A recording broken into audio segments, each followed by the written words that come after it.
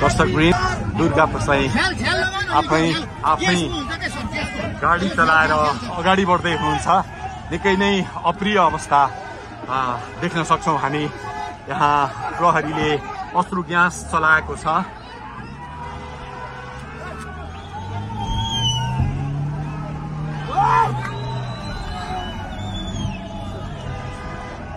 यो तीनकुनेको सडक हो, तीनकुने क्षेत्र हो। उहाँ आफै आफ्नै गाडी चलाउँदै अगाडि बढिराख्नु भएको छ। हामी दुर्गा प्रसाईसँगै अगाडि बढिरहेका छौँ। यहाँ निकै ठुलो मात्रामा युवाहरूको उपस्थिति देख्न सकिन्छ।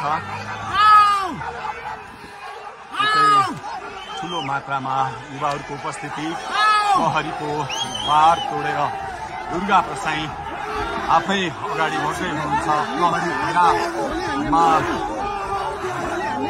प्रहरीलाई गाडीले पेलेर दुर्गा प्रसाई अगाडि बढ्दै हुनुहुन्छ। हामी दुर्गा प्रसाईसँगै अगाडि बढ्दैछौँ।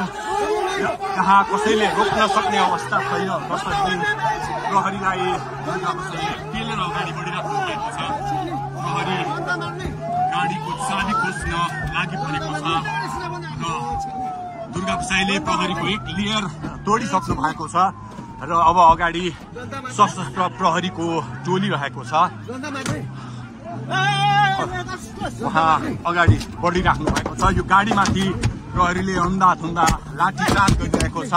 तपाईँ देख्न सक्नुहुन्छ दुर्गा प्रसाईको गाडीलाई प्रहरीले रोकिराखेको अवस्था। उहाँले यो प्रहरीका सम्पूर्ण सुरक्षा घेरा तोडेर दुर्गा प्रसाई अगाडि बढ्नु भएको छ र यति बेला तीनकुनेको यो पुलबाट अगाडि बढिसकेको छ। यो दृश्य अगाडिपट्टि